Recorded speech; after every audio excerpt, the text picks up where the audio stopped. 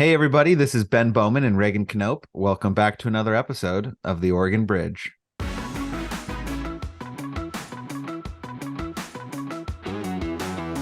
We really came out of it with a new realization about the emerging importance of local news. Not that local news hasn't always been important, but there was a new emerging focus on it. I think what's happening in news and media and information is that it's evolving, right? How we're receiving it, how we're distributing it, how we're sharing it elsewhere. So that gets to one of the key things that the report's able to show is that Oregonians are unequally served by local news. All right, folks, this week we were very excited. We got to talk to Regina Lawrence and Andrew DeVigal from the Agora Journalism Center at the University of Oregon. And this was a super fun conversation. I think you all are going to enjoy it. We cover a lot of ground. We talk about, just came out with this report that we talk about that is basically an overview of the state of local news and information systems in Oregon. Spoiler alert, it's not great, but there are reasons to be optimistic as we talk about whether government should be funding news. Reagan has some ideas on that were different than mine and Regina and Andrew's. We talk about recommendations for how to improve the state of local news. We talked about different models that are new and exciting. And I think the important thing for listeners to know is that we talk about this openly, but our audience is more political. It's people running for office, working on campaigns, party people, campaign people, lobbyists. This conversation is geared specifically for you as an audience. This is not a conversation about journalism for journalists, although we know some journalists listen. This is really for people in politics to understand the dynamics a little bit better. And Reagan actually has done a good job of securing some future guests who are actually working in the industry. We won't reveal names yet until we get those recorded. But we want to focus on this issue because we think it's really important for Oregon politics. So that's a little bit of an overview. Reagan, you were pretty animated and engaged in the conversation. What did you think? So one of the things I love is thinking about the business of journalism because it's fascinating to me. And I talked about because I'm kind of following some of these national outlets and some of the local ones, but like Semaphore and Axios and Puck are a lot of my media diet right now. And it's just super interesting to kind of read, see how they're trying to innovate in formats. The other thing too is I think, Ben, Republicans get a bad rap with the media because of a certain former president and how he handled the media. And Ronald Reagan, what I was trying to do, he was just awful to the media. You meant Donald Trump. oh gosh. Yes, I did. So, and I think one of the things I was trying to do in this conversation is approach with an open mind, like the future of journalism and how it can be more, I really hate to say this, Ben, but I'm going to say more inclusive of Republicans and also get more buy-in from Republicans, because I think that if you want a healthy democracy, you got to have that, and you've got to have, both sides making sure that they're not abusing power, which is one of the key aspects of journalism and being a watchdog, right? Which is one of the important roles that they play. So anyway, I thought it was a great conversation. I was super interested and really impressed with the work and the breadth of their research, and looking forward, we're going to have them back at some point and have even more conversations about this, because we could have talked for 3 hours. Yeah, and I think next time too, after we were done recorded, we talked a little bit about this. But the partisan stuff is usually the subtext in journalism. We don't actually say out loud what I think we all know, which is your side, Reagan, thinks most journalists are liberal and have a bias against your side. My side, as I was talking about, there's a lot of people in the Democratic politics who think the media is unfair, or doesn't treat certain elected officials in Oregon who are Democrats fairly. And there's you used the term, do you say liberally educated when we were talking on the phone? I think I probably did. Having an education is increasingly seeming to be a liberal point as Republicans focus on non-college educated voters. So the point is partisanship and political polarization are very present in what we all think about journalism and coverage. So I think we need to have more conversations with that openly and what it means and how we mitigate for it. Obviously on this show, one way you can mitigate for it is you know where I'm coming from on issues and like what I believe, and you know where Reagan's coming from, and so we're kind of just upfront about our personal belief systems.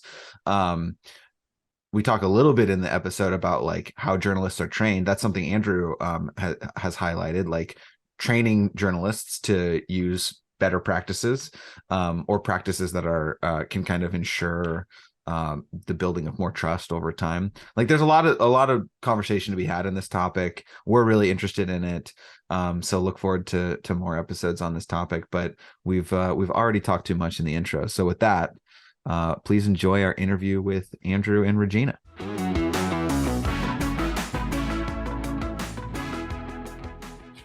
All right, Andrew DeVigal and Regina Lawrence, thank you so much for joining the podcast. How are you guys doing today? Doing Good. great. Thanks. Glad to be Thanks here. for having us. Our listeners will be listening to this later than we're recording it. Obviously, today is the day after Election Day. But you all work for the University of Oregon in the Agora Journalism Center. You're not currently serving as journalists. So did you have a late night last night, like reading results or doing anything, or do you like that is not part of your job anymore? I was still reading results, looking at the needle. Yes, we were all looking at the needle. Because we care, right? We care about what's the outcomes. So Yeah. Constant refresh, right? Yeah. So Yeah. my first question is the needle bad for everyone's health? Well, I think if so. if they resurface the 2016 needle, that was is true. nerve-wracking. That is true. So we're gonna cover a little bit of ground today, but before we talk about the state of journalism and the report that y'all just came out with, Regina, we'll start with you. Can you give us a little bit of a professional background? Like what was your trajectory that led you to your current position? Yeah, thanks so much. This is really fun to get to talk with you both. So I am not and never have been a journalist. I'm not trained as a journalist. I've never worked as a journalist, but I am a researcher. I study journalism. So I've had a career of about 25 years of doing research on how journalists cover politics and policy issues, et cetera. So I had the opportunity to come to the University of Oregon over 7 years ago now. And for me, the big draw was to be able to work with Andrew at the Agora Journalism Center, because I really believed in the foundational mission about trying to help journalism innovate to become more trusted and relevant and inclusive for communities that really fit with just the long trajectory of my own interests. But I'm a political communication scholar by training, so I have a little bit of a different focus maybe, and I think that's part of what makes Andrew and I a really interesting team. Cool. So Andrew, what about you? What's your professional backstory? Just to echo what Regina said, I mean, I think one of the things I really enjoy working with Regina is the fact that we're, looking at it from the strengths of both practice and academic research. So I've been a journalist for over 3 decades. At least as my wife would say, a recovering journalist. So I cut my teeth in small newspapers in California, and then I've worked at various newspapers across the country, including the Tribune in Chicago. And then my last newsroom job was being the multimedia editor at the New York Times. Oh, no kidding. Wow. Yeah. What did that job entail, actually? Because I'm super interested. Is it like, were you there to acquire Wordle? I mean, like, what did that mean? That's just, I don't know. I just love that. Oh, when I joined the Times, the digital newsroom was still in a different building, not within the new building that we've ended up moving into. Oh, wow. So, but my job was really kind of being a traffic cop, a conductor, and also just a facilitator between all media. Because again, the role of multimedia seems like it's all media, but it's really specifically in collaborating with video, audio, graphics, text, obviously, and design, and really kind of cultivating that and bringing amazing editorial projects to life. That's great. And either one of you can take this, or you can both take parts of it, however you feel comfortable doing it. But what is the Agora Journalism Center? What's your goals, and what do you do? Sure. Well, the Agora Journalism Center, first of all, I always like to tell this story of when I first got hired. The idea was because I got hired at the University of Oregon to really help launch a center focused on journalism innovation and civic engagement. In fact, that was the name of the center before it was officially launched. And so when I first came aboard, it was, the acronym is JICE. I don't know if I want to like that Twitter handle, JICE. So it's like, what do we really want to do? What's the center's purpose?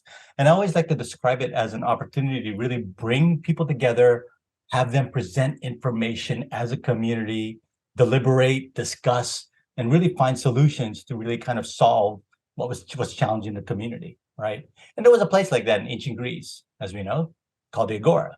So since the funder didn't really demand a name support within to name the center, we really wanted to really, again, hone in on the purpose of the center. And we ultimately called it the Agora Journalism Center. And we're really focusing on being the forum for looking at local news and civic engagement. Again, bringing people together and really focusing on media and journalism that it starts with communities first.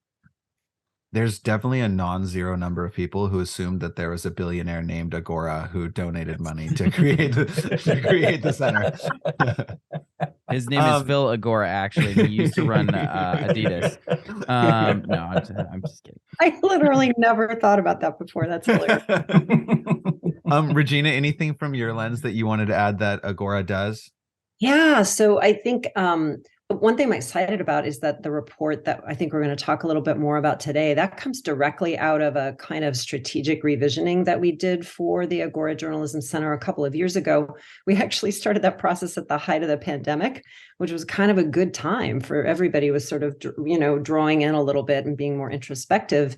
And we really came out of that process talking to people across the country.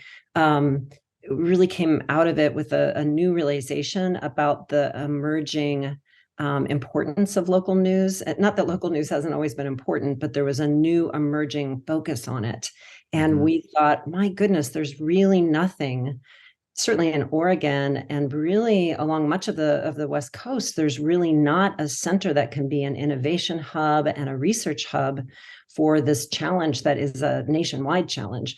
So we really came out of that process knowing that we wanted to really zero in on local news, having done a lot of projects in the past that were local, but also national. We had done international projects in different parts of the world. So this for us was like a sort of a doubling down on the local aspect. And that's proved to be really, really rich and rewarding. That's a great transition to talking about the report. It's called Assessing Oregon's Local News and Information Ecosystem.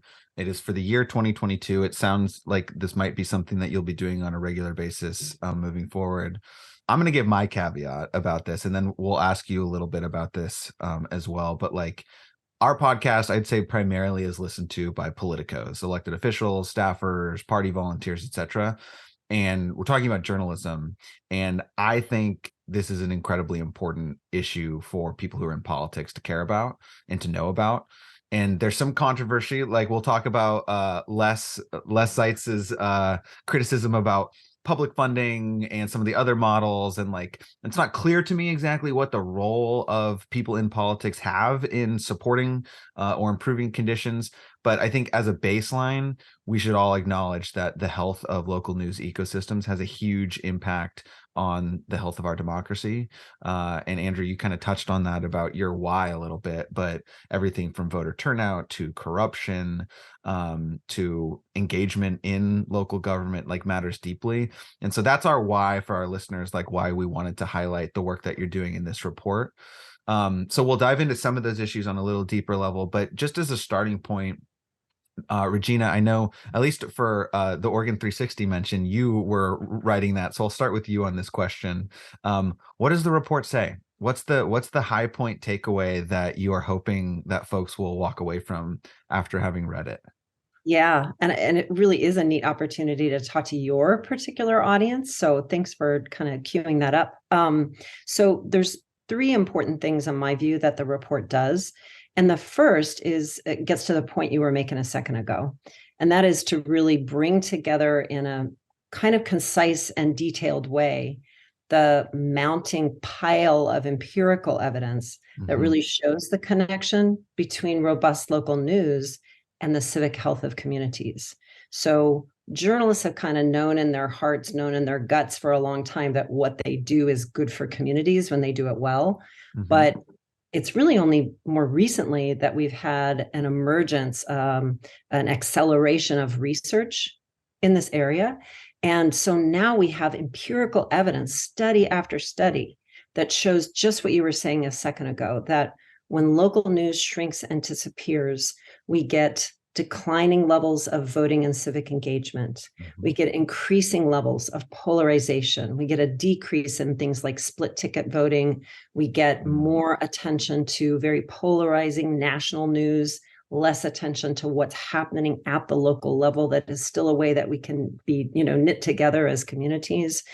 And we see also that government corruption and also corporate corruption can all increase when those, the proverbial watchdog eyes aren't on government, aren't on business. So now we have empirical evidence. We don't have to just assert anymore that like journalism is important to democracy. Like now we can really, really show it. And I think that matters. So the first thing we wanted to do in the report is bring that all together so people would have those references. If they want to click through to all those links and read all those studies, they can, or they can just read our report that summarizes that research. The second important thing is the data that we provide in the report. And that is the first, to our knowledge, the first effort to map around the state every outlet we could identify. And there's some caveats there I'm happy to talk about if you're interested, but every outlet we could identify that's regularly producing original local news content, local defined as, state, regional, local, hyperlocal. And that's really important, being able to simply show like how many outlets do we have that are even still doing that?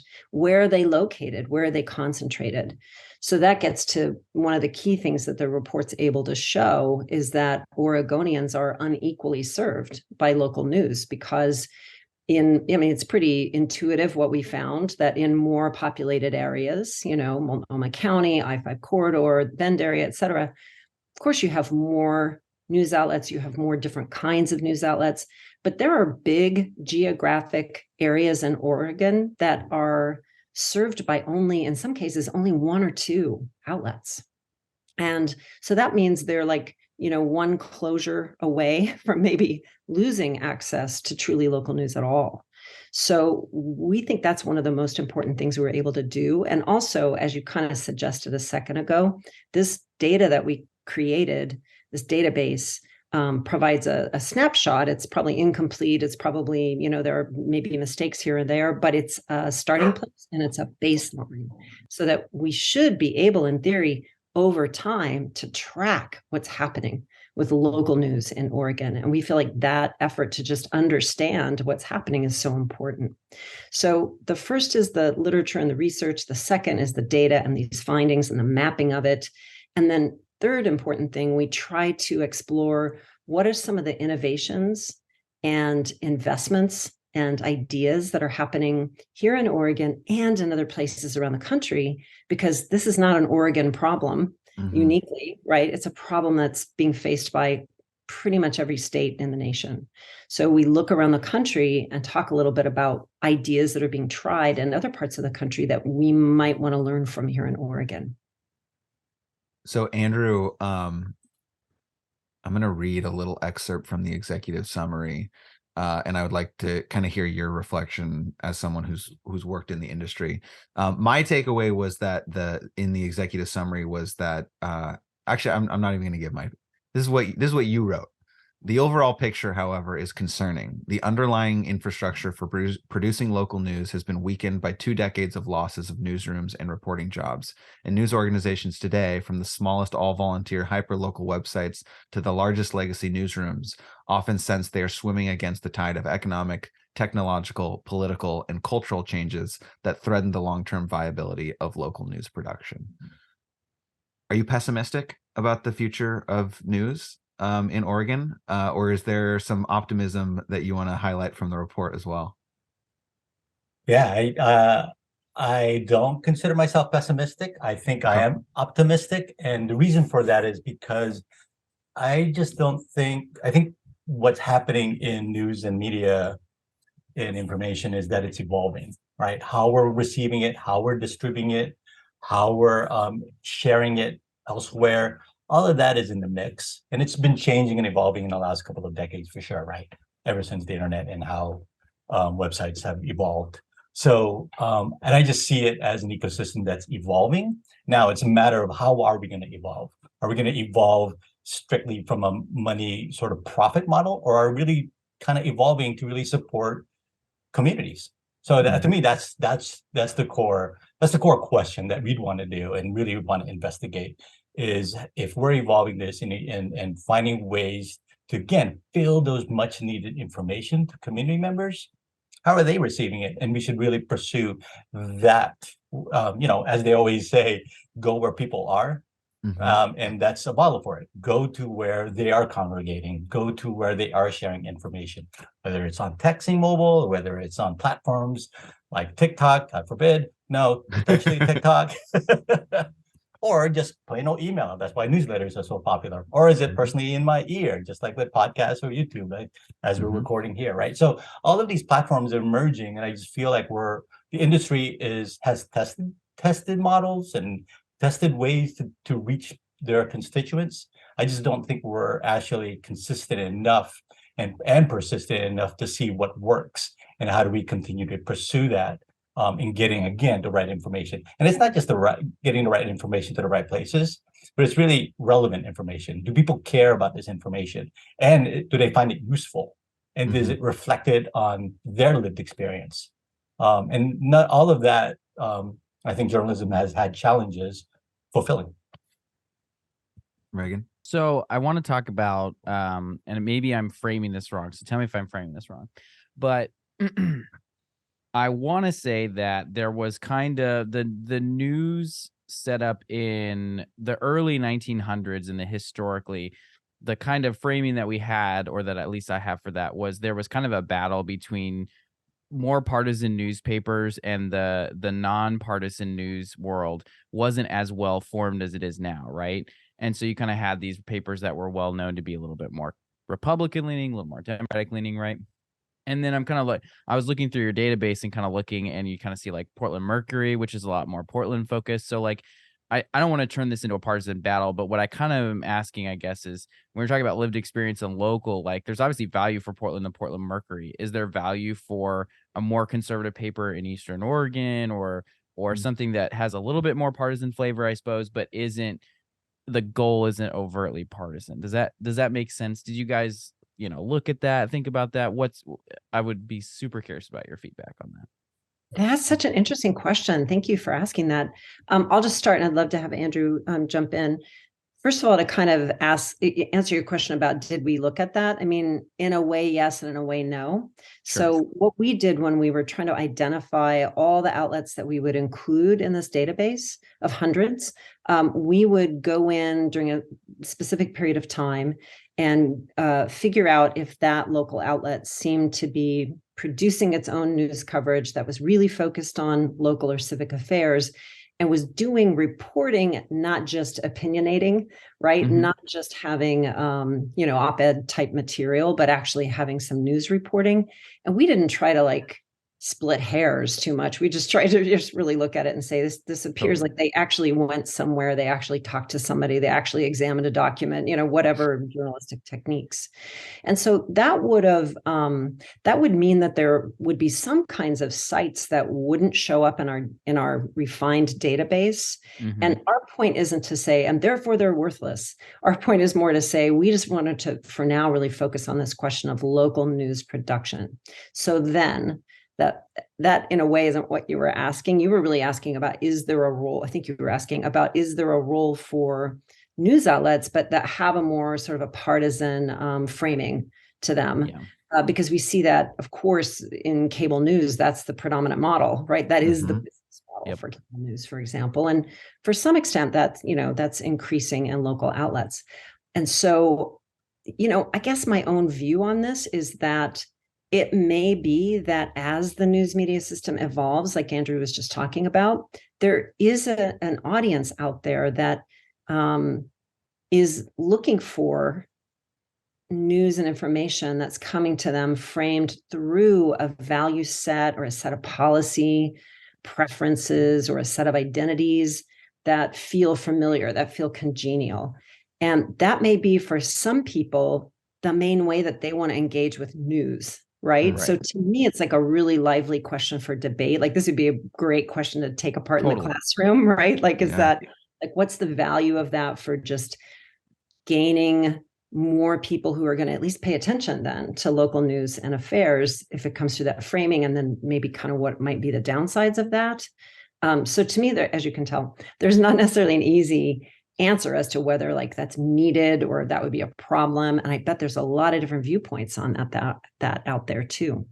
Yeah. Well, and I think the way I'm thinking about it is it could bring more people in who are skeptical of journalism, because you obviously have I would say more on the conservative side, you definitely have skepticism about like journalism and are they too liberal and all that kind of stuff, right? And whether that's right or wrong, that's just like the perspective they're going to come in with at this point in where we're at with where journalism has evolved to, right? And so the thing I'm definitely thinking about, and one of the reasons I love our podcast with Ben, is like, I'm not coming here and saying I'm not a Republican or that I'm perfectly fair-minded. I'm coming here saying I have a preconceived set of ideas, but I want to have a discussion. And so I think that that's definitely where I think about the potential role to have maybe more conservative and liberal, news outlets of some kind, but that aren't going to reinforce all the polarization all the time. But I think it matters a ton who runs them and where they're funded from and all that stuff, because you also see national journalism that's literally just funded by political parties to try to reinforce, victory in elections, right? And that's a lot different than news.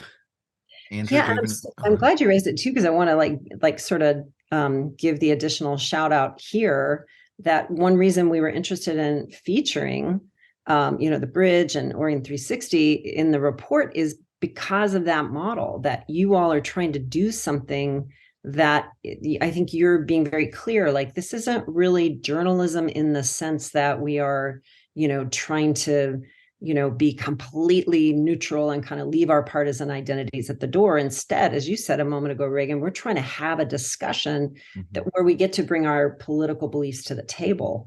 And I think that there's a really healthy audience for that, and in my opinion, a real need for that. So there's one thing to think about partisan outlets that kind of hunker down and only cover the world through that lens. Yep. But what you all are trying to create here, I think, is something different that's really sort of cross-partisan, if you will. Andrew, do you have any reflections on that partisan question? Just a response and an invitation to your listeners and viewers is the fact that one of the ideas behind the database, and of course the report, and as you led with this conversation, that our goal and our hope is that it's a recurring report. So that's one of the reasons why we also make available a feedback form within the report, so that if there are any missing information or any outlets that has come out recently, regardless of if we look at the methodology, you'll see exactly our methodologies of selection. So if there's anyone missing, please make that suggestion. We definitely want to review it. There will be a point where we're not going to update it based on the existing report, so that it's a snapshot. But our goal is to keep the database fresh, so that we see and track that over time, so that it can inform us in whatever data set that we can really kind of rely on in making decisions for ourselves, right? Or decisions for the public. Reagan, when you were describing that in your initial question, I was thinking to myself, wow, that sounds like a disaster, like partisan local news. And then you were like, and that's what we're trying to do here. And I was like, oh my God. And so Ben was very scared when I was asking that question. I put that out there. I guess I know I'm trying to derail the conversation, but so I wrote for Oregon Catalyst some. And when I was doing it on a volunteer basis mostly, and Oregon Catalyst is mostly a conservative partisan opinion blog, but I did break stories there because I had sources, and they were mostly Republican sources. And so I was able to break news that not all the traditional journalists would be able to do. And so I don't do that now because of the job that I have. It would be very difficult to do. But I was thinking about that just in terms of, and I don't think there's a lot of me's out there, but it just seemed interesting to me that like there could be a value add there, and certainly there was plenty of just straight partisan content that was run there. Again, I'm just trying to put all this stuff up front there, but I just thought it was an interesting thing for me to consider, and then having you guys here talking about journalism is just fascinating. I don't know. Actually, I thought when you were starting your question, I thought you were talking about media and news in the turn of the century. And I was like, you know what? I've been dying to see and maybe even produce an HBO period series, right? On I'm media in the ready. turn of the I'm century. ready for Who it. would watch that? Come on. I would watch There- it, and we would be there- the only 4 people watching it, but it would be No, scary. I don't think so. So, have you all heard the book The Age of Acrimony? I have not fully read it, but it is on my bedstand. And part of the books, like it's kind of like a pushback to the people who are like, we're living in unprecedented times and like media is so divided. And the book is like, well, actually, the late 1800s were way worse in almost every way that you're talking about. That's exactly right. Yeah. That's right. Exactly right. Okay, so before we go too far astray, so you have a series of recommendations. I'll actually read through some of these recommendations and just verbalize them, and then we can kind of riff on them a little bit. But I'm going to ask a direct question. So one recommendation is update curriculum and training for journalists to better prepare them to fulfill journalism's democratic functions in an environment of rapid change and ongoing uncertainty. Sounds very reasonable and needed.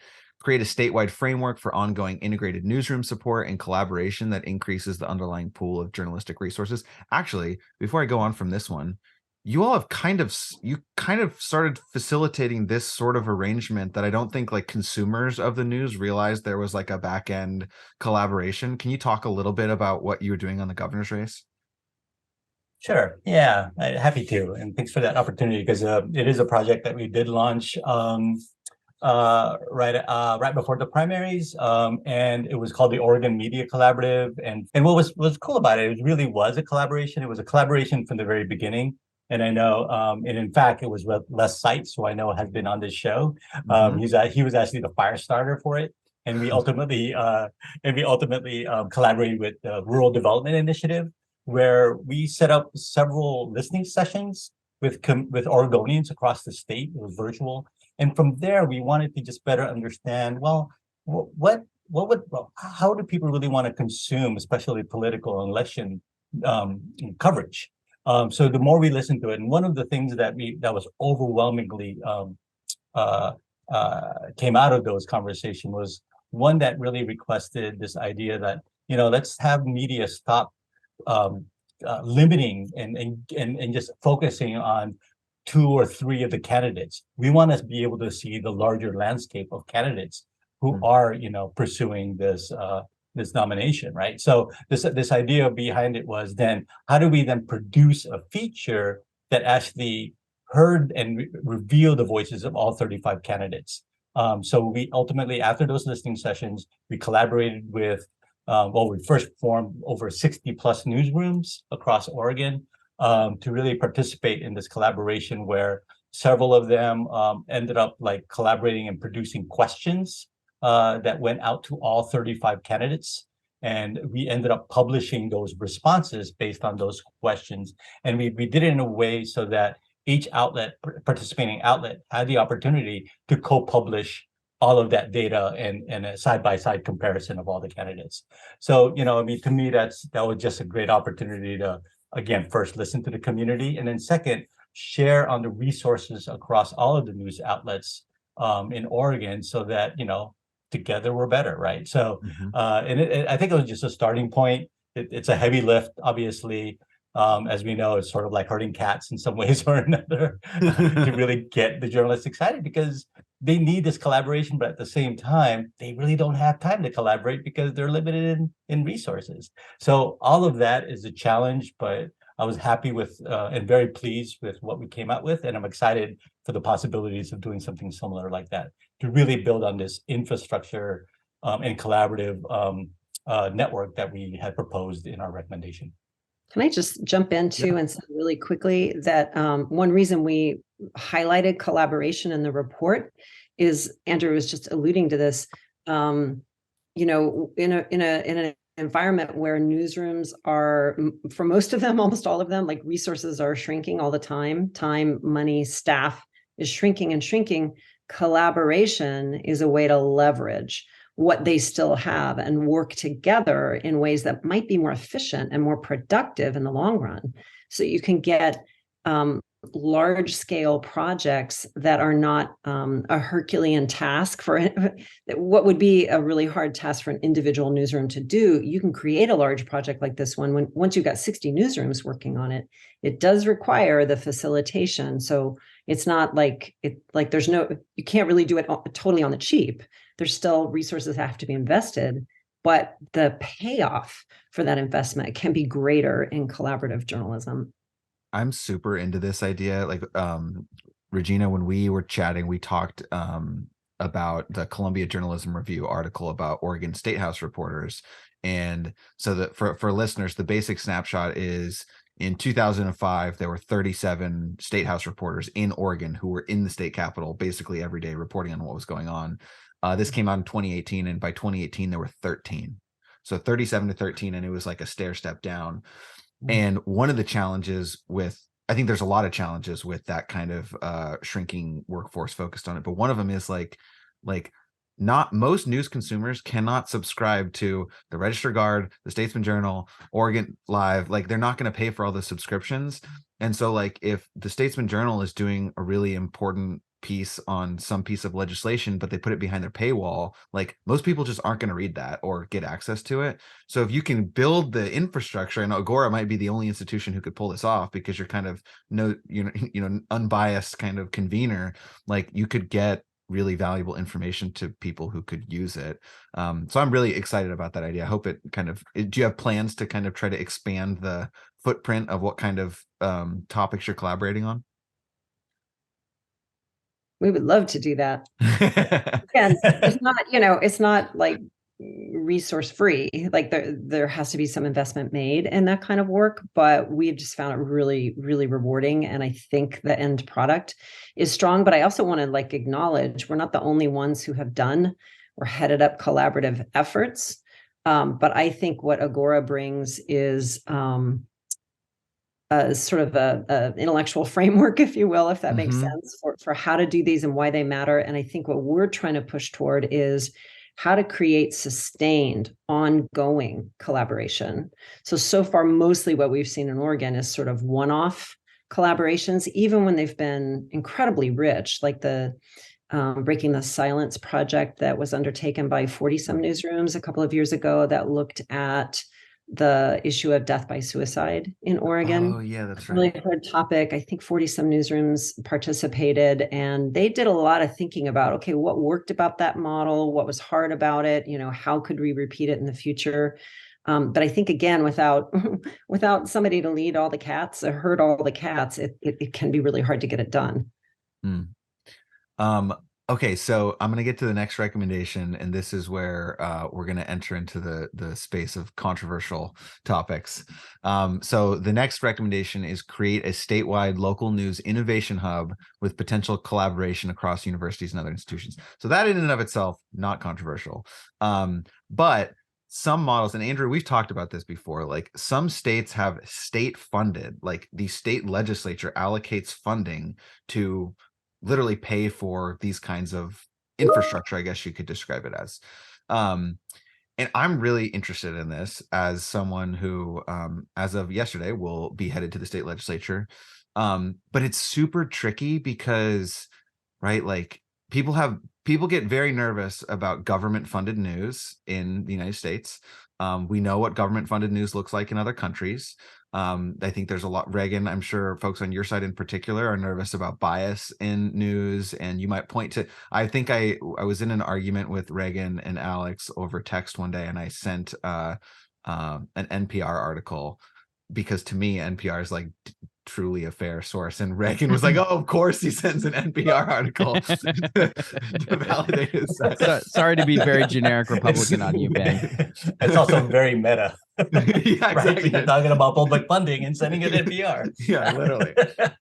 So I want to acknowledge, and then there's so if I'm the legislator that votes for this public funding, then is there weirdness about a journalist wanting to look at corruption that I might be accused of, or so there's challenges in the infrastructure setup arrangement and how you do it. But Andrew, I know you are familiar with several models in other states. we asked Les about this. Les had a pretty strong view of like, we should not use government funding to expand. And that's not a consensus viewpoint by any stretch. I think there's a lot of different ideas, but I'm kind of curious if you could share this question of government funding and the role of state government in particular in helping produce a more robust news ecosystem. Sure.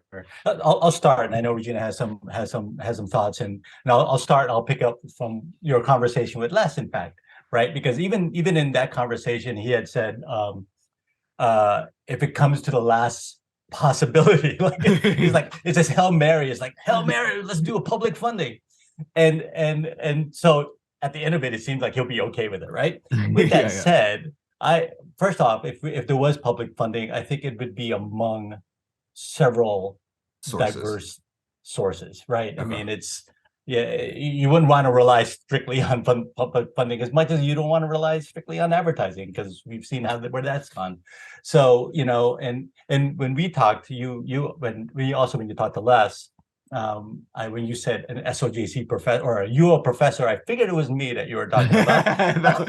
You've been outed. That's right. That was me, Les. Anyway, probably should. Reagan, at least when he accidentally outed someone and went back in the edit and removed that reference in a different episode. I did not think to do that. So sorry, Andrew. Okay, then no, that's all good. Anyway, so I did mention the New Jersey consortium, right? And what's interesting about the New Jersey Civic Consortium, and again, is it a direct payment from the government to news outlets? And I think that's where, even in the NPR model, you do have CPB to become that firewall, right? To be that corporate public broadcasting. Oh, it's like a pass-through situation, sort of? Yeah, it's a pass-through. Okay. So it's not direct funding from government purses to NPR directly. So CPB is the one also responsible to distributing funds through NPR, through ITVS, and so on, and other sort of public media organization. And there's a similar model in New Jersey, again, called the New Jersey Civic Consortium, where they're actually funding based on the state sale of its old public television licenses, are able to get the 20 million that they receive from that, distributed $1 million a year to then give to the consortium. And again, the consortium has the ability to also take in other funding sources, whether it's foundations or other philanthropy work. That would then, the consortium, which is, I would imagine, is a bipartisan consortium, that would then make the decisions. And in their model, they would be distributing funds through grants based on emerging media, experimental media, that is really trying to fill those information needs of their communities. That is the criteria. So there's complexity in all states to be able to take this on. And I would love to actually have those conversations of how do we simplify that complexity to see if this public funding model could work in our state. Again, with similar models like the consortium to be the pass through, and to actually help define, well, what do we mean by journalism, right? What do we mean by news outlets and information providers? And again, as Regan introduced earlier in the conversation, like what are the criteria and how can we decide what makes into the database, as much as, well, how can we decide who can apply for a grant to get supported in that yearly funding? I will say at the outset, Oregon 360 Media will not be accepting any state money while either of us are serving in government. So just forget it. We're not doing that. That would be legislative council will tell us it's a conflict of interest. Yeah. Wait, really, Reagan, before Regina, I'm curious if you have thoughts on this like government funding question. Yeah, I do. And one thing I want to say is sort of a little bit more foundational than that. So we use some terminology in the report really deliberately. So we talk about local news and information as a form of civic infrastructure. Mm-hmm. And we do that because we thinking about infrastructure and thinking about news as part of a civic infrastructure gets us away from thinking about what's happening to individual news outlets.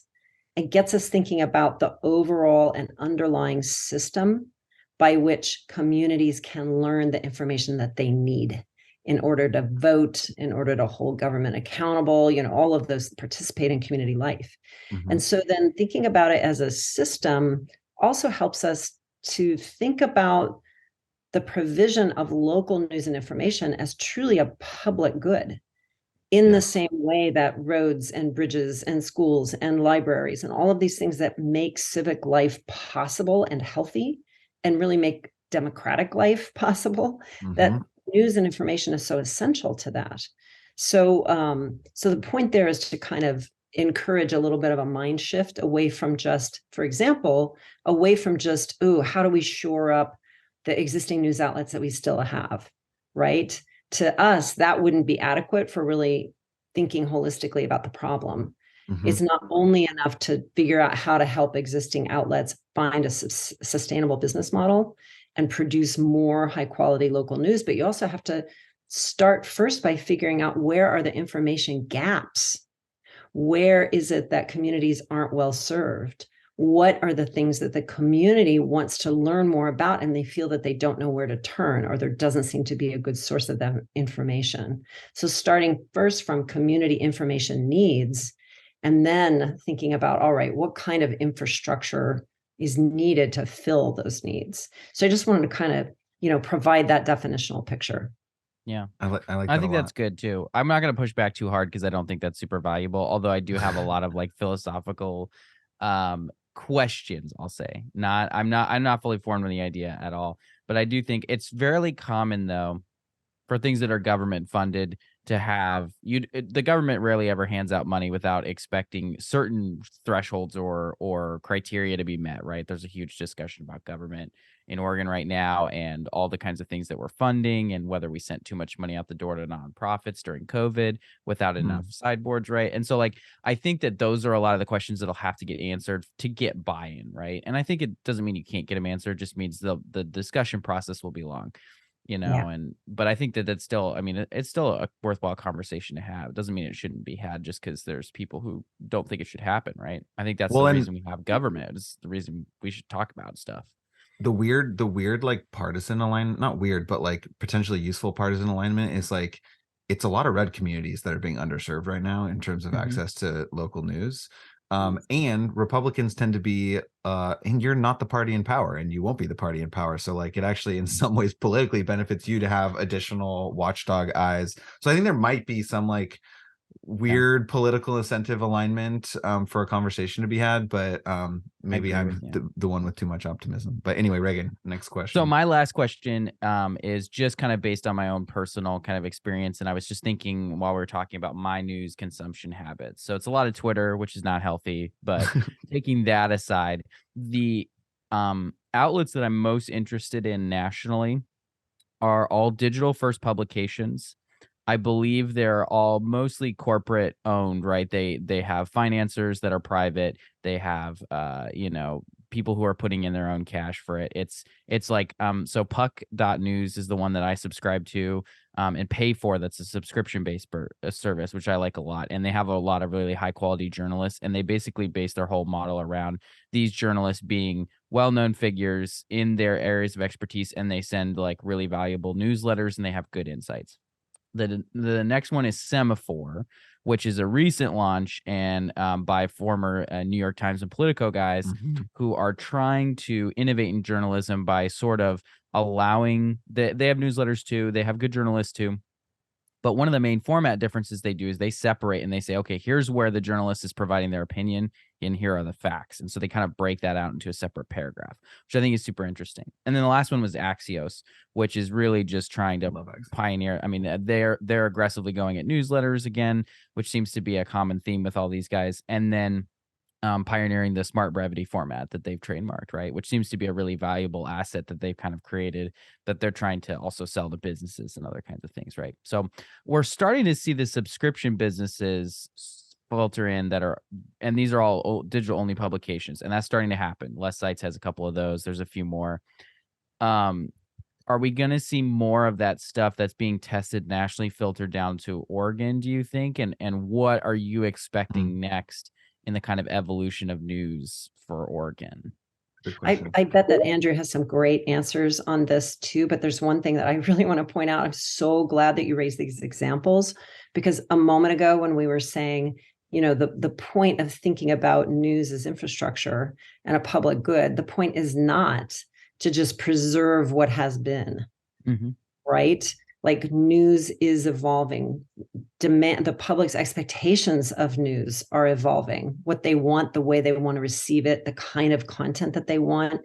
And so that's why, for me, investments have to go along with innovation in journalistic practice, in methods of delivery, in kind of the genre of news. So in some ways, the examples you were providing are all about genre. They're all about, what's a way of formatting news that either more clearly separates out opinion and perspective from just plain facts, or gives people that brevity. I'm also a big fan of Vox and their newsletters that come out and, kind of give you like, oh yeah, they're a little links data to other focused. news stories. Yeah.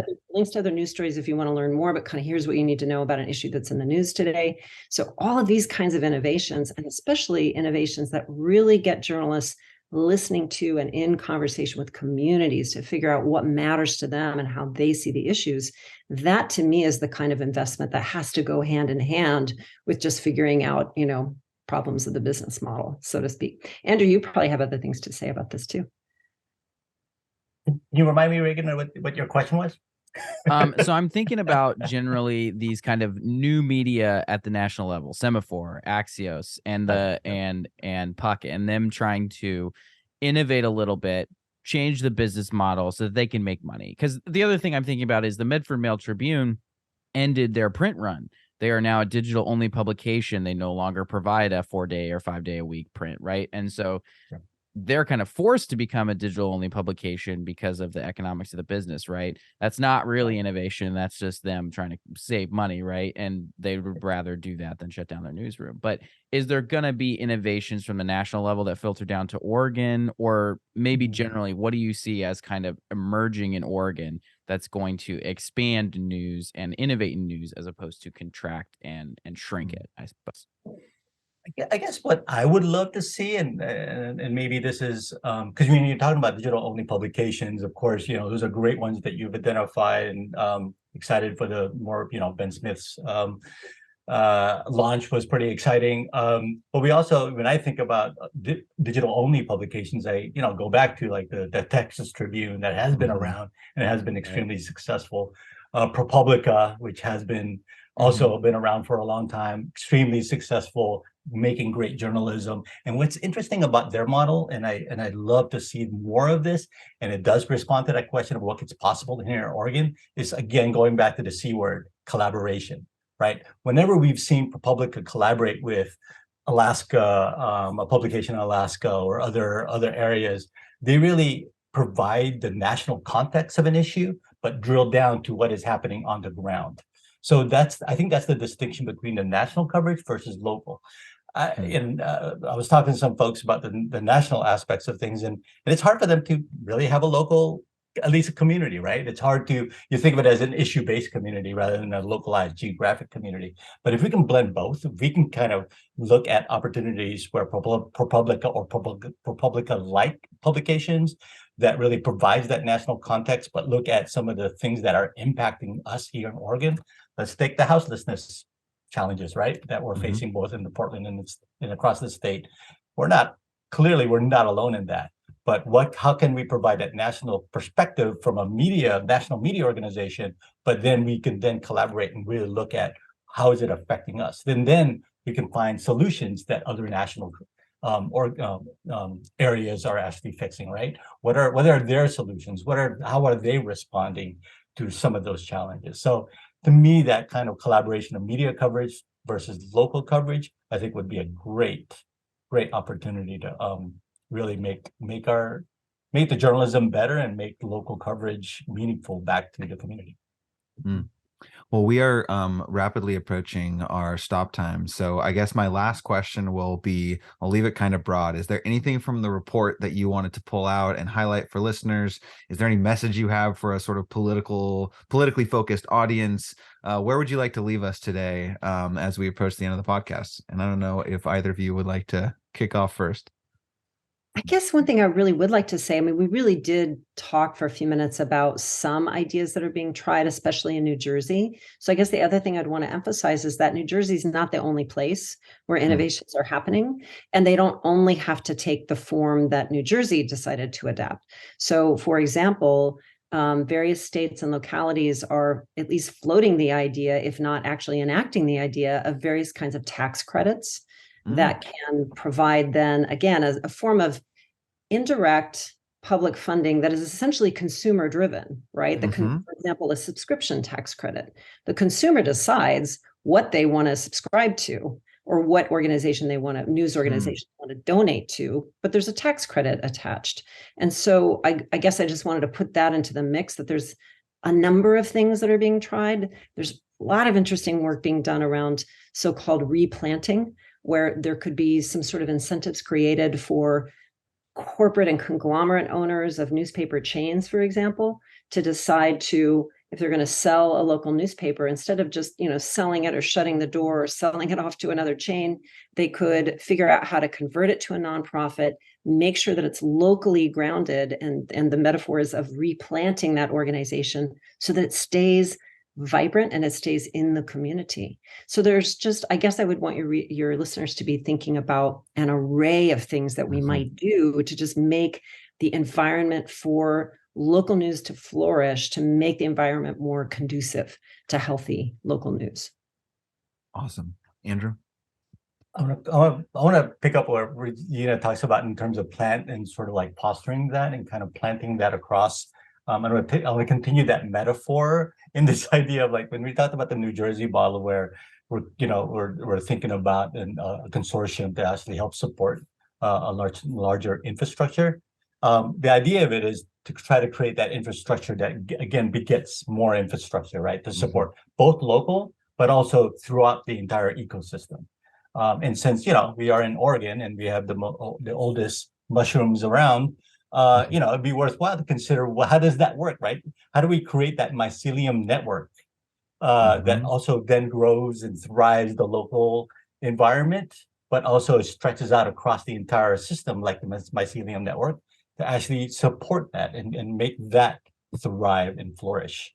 And I would love to see that kind of infrastructure for civic information, be a big part of our news and information ecosystem.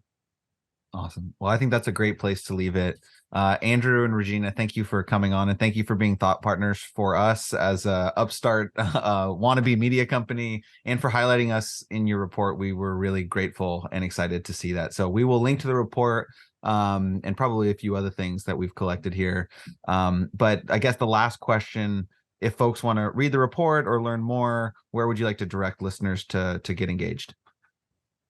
I would encourage everyone to go to agora.uoregon.edu to see the report that's located on our website right now, on our homepage. But agora.uoregon.edu will take you to the Agora Journalism Center's website.